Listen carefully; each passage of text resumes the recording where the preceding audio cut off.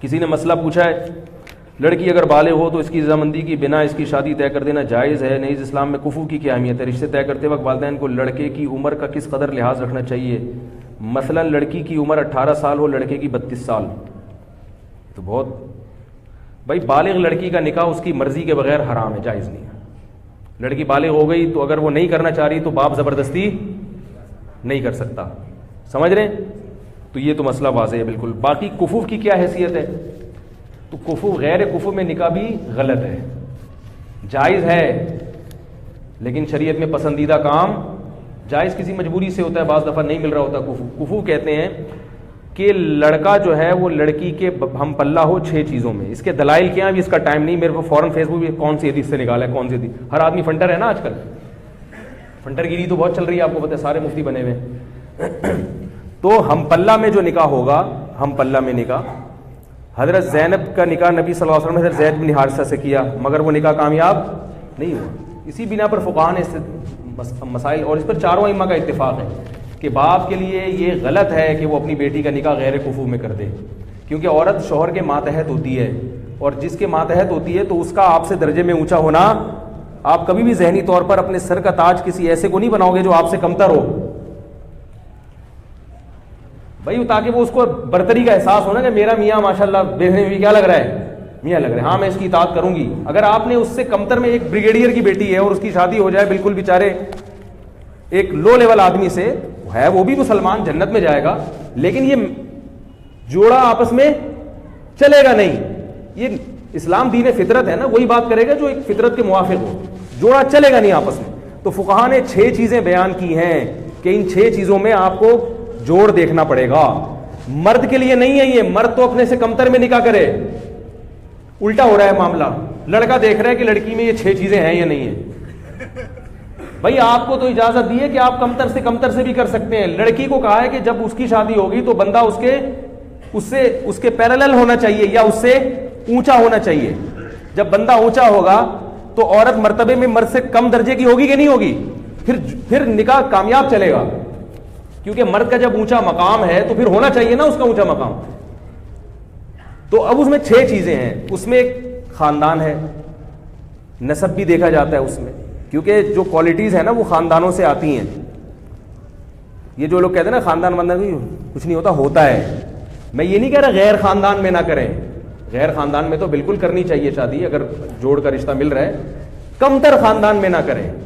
کمتر کا مطلب کیا ہوتا ہے؟ بعض خاندان حرکتوں میں مشہور ہوتے ہیں، نیچ حرکتوں کی وجہ سے، یہ مطلب نہیں کہ ان میں ہر آدمی نیچ ہوتا ہے، لیکن بعض خاندان ایسے ہوتے ہیں کہ وہ حرکتوں میں کیا ہوتے ہیں، بول لو نا یار، مشہور ہوتا ہے کہ یہ کوئی اچھی فیملی نہیں، ان کے تمیز والے لوگ نہیں ہیں، یہ صحیح ہے نا۔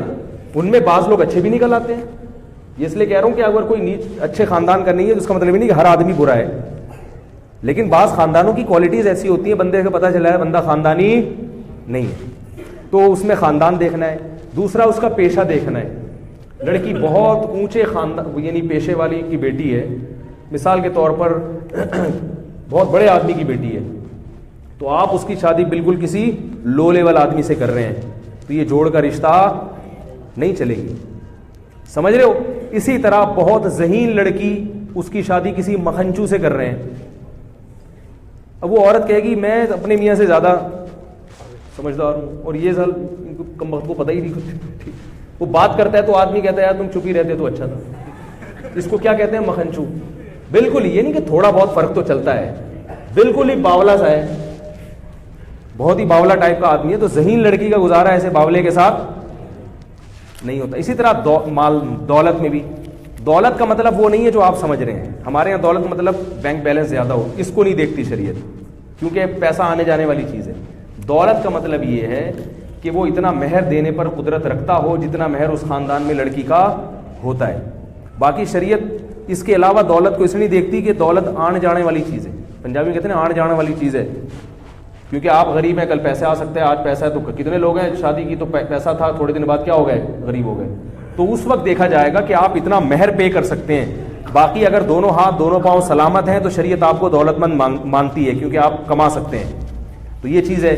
اور اسلام دیکھا جاتا ہے اسی طرح دینداری دیکھی جاتی ہے. دینداری کا مطلب کہ اگر لڑکی دیندار ہے اور لڑکا کسی کبیرہ علانیہ گناہ میں مبتلا ہے تو وہ بھی اس لڑکی کے جوڑ کا نہیں ہے, کیونکہ یہ میچنگ کی شادی لڑکا تو عیسائی لڑکی سے بھی کر سکتا ہے کیونکہ وہ کمتر ہے نا, ماتحت ہوگی اس کے, لیکن لڑکی کا نکاح کے لیے دیکھنا پڑے گا کہ لڑکی اگر دیندار ہے, پردے دار ہے, تو آپ اس کی شادی کسی شرابی کبابی سے, بے دین آدمی سے نہیں کر سکتے, غلط ہو جائے گا. یہ شریعت آپ سے پوچھے گی, اللہ آپ سے قیامت کے دن سوال کرے گا کہ تمہاری بیٹی اتنی حیادار تھی, اس کو کسی ایسے آدمی کو تم نے کیوں پکڑا دی.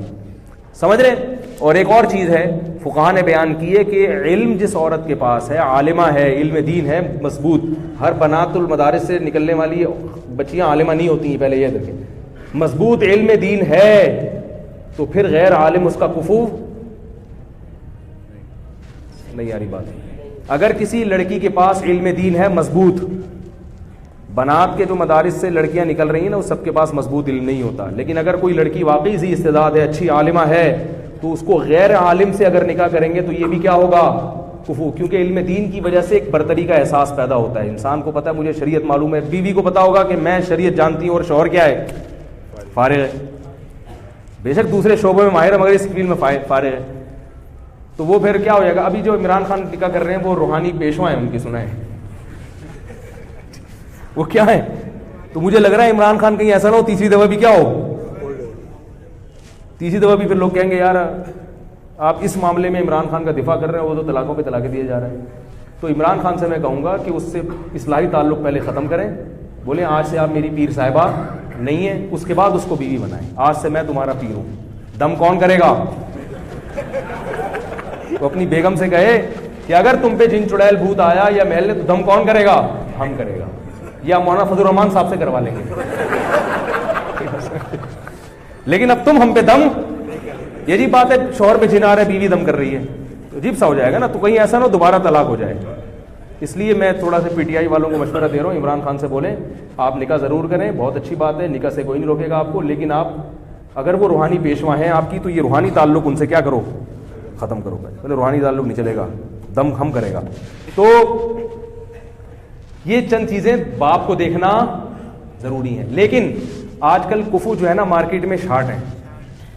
ابا اگر یہ دیکھنا شروع کر دیں تو اس کا اصل حل یہ ہے کہ جو کفو ہے نا, اگر وہ اس پہ دوسری بیوی بنا کے دے دو, جو آپ کو کڑوا لگتا ہے پھر یہ لفظ, بھائی غیر کفو میں لڑکی کی شادی کرنے سے بہتر ہے کسی کفو والے کی دوسری بنا دو, کیونکہ وہ دوسری میں کامیابی کا چانس زیادہ ہے, لیکن غیر کفو میں کامیابی کا چانس کم ہے. اس میں ساری زندگی کڑوے گھونٹ پی پی کے عورت گزارتی ہے.